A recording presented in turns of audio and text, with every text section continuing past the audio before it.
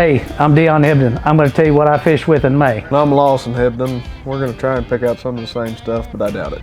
Probably not going to go that good. He thinks he knows how to catch them. I know how to catch them.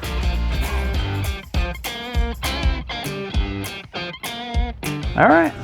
Where are you going to start there, Big Rig? I don't know. It's going to be somewhere around the swim baits, ain't it? Yeah. Come on.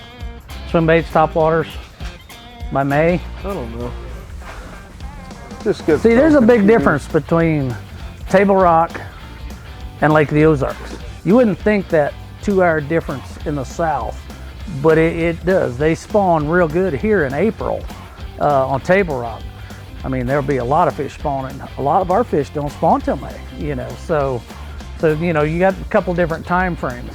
But for the most part, you know, you got to you got to think some shad-oriented stuff for when they get done, because on all of these lakes, it doesn't get any better than, you know, when they're done spawning. Most of the time, 2 weeks after they spawn, post-spawn is unreal. Get back this way. Why are you following me? Trying to get my stuff too? No, I can go over here to this basic Zara spook stuff and beat you. No, you got it. A baby brush hog, even a standard size brush hog in the month of May is always a staple. They go from eating a lot of shad, you know, to eating a lot more bluegill and crawfish. And when they're anywhere around the spawn, you know, you can Texas rig that thing, you can put it on a shaky head and throw it on a Carolina rig, which is something we do quite a bit that a lot of people don't. You know, we slow down with Carolina rig around the spawn and it will catch them big females when you're least expecting it. When you think post-spawn, we catch a lot of fish on these big spoons too, and for the most part I catch them on about as big a spoon as you can catch them on, you know. And like I say, just one of these big old, anything that looks shaddy is always good. Oh, here's the really big spoons. I have actually caught them on these right here, some of these, and they're gigantic. Big hair jig like this, you know, stuff like this right here can be really awesome. It's just got a good big profile to it that time of the year. 5/8's a little heavy. There's 3/8. This is by far going away my favorite way to catch them in May, but you know, we take I'll get that here in a minute. But we take just a, you know, like a 3/8 flipping jig. This is Randy Blockett's new one, but when we rig a regular old crawdad on there, you know, I'll cut just a little bit of it off.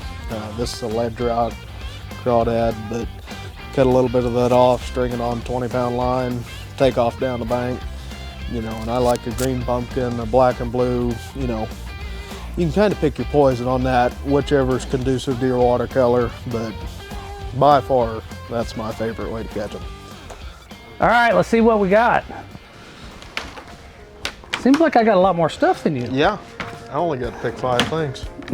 Well, that's just too bad. A little bit sad for you there.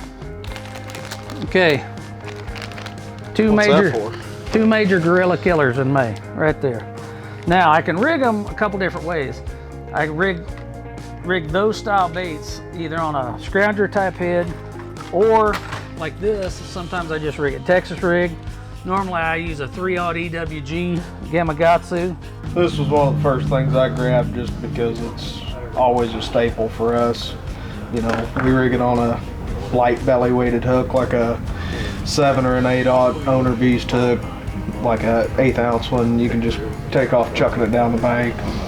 Catch a lot of fish on it. It's just when they get moved on from spawning, I mean, it's going to be shad oriented, 99% of it. And like I say, as soon as they move out to them points, they really get to eating stuff like that. These here, you know, stuff of that nature. And go ahead. Oh, my favorite that time of the year is a walking style bait. It's not just a good early morning deal. When they're eating when they're eating those shad, like I say, that time of the year, a lot of times a walking style bait, because you can actually manipulate it. You know, it's not just a bait that's coming at you real fast. It's a bait that you can work along real easy and then stop it, you know, let it glide off to one side or something. It's great for those fry garters that are standing around corners of docks, because it's big enough, it's intimidating enough that, you know, you can make them think, oh, that's another fish trying to eat my fry. And when you get it out on those points and stuff like that, where they're eating those big shad, I mean, that's just that's a gorilla killer right there. They will eat the paint off that. I picked out a cane walker also, you know, shows you how good that one is. But I also got a 3/8 ounce buzz bait. That's another thing you can cover a lot of water with when they're spawning. And you're not necessarily gonna get a ton of them to come up and eat it, but a lot of them will come up and show themselves. And we like a loud one, you know, one that's got a loud clacker on it, or, you know, a head knocker or something like that, because a lot of them will come out of there and show yourself and tell you where to come back and catch him. They're still very, I can't say it's, their strike zone's still pretty small, okay? And when I say that, anyone that you catch up shallow, he's gonna be around a pot of fry for the most part.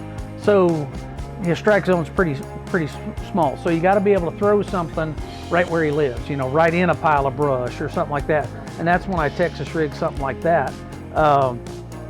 You know, and a buzz bait is always really good and weedless too. So you can throw that right through a pile of brush where one might be, you know, hiding his fry in. And like I say, you get to cover a lot of water with it too. I also picked out a jig and a crawdad. You know, it's just a staple for us. When they're around the bed or just pre-spawn or just post-spawn, there's something about an old style crawdad on the back of a jig that they really like. You know, to say colors are that big of a deal, that depends on your watercolor. But, you know, black and blues, green pumpkin, and to say why they eat a crawdad better than other things, I don't really know. But I do know when they're around the spawn, they prefer an old style crawdad. Really, the jig's just something to carry that crawdad along. What else do I have? Nope, I've got everything. Oh, you're done? I'm done. Oh, well, I got one more. I put a baby brush hog in there. There's a lot of creature baits that, you know, will work, but it's very universal around the spawn, because you can put it on, you know, like a 5/16 or a 1/4 ounce Texas rig, pitch it around. You can throw it on a little Carolina rig, which will catch you a ton of bass. You know, you can catch a ton of them, you know, just around staging areas, pre-spawn, just post-spawn, and that's just a great way to get them. That's our pro picks for May in these local lakes around here. Come to Baitworks, fill your basket just like we did.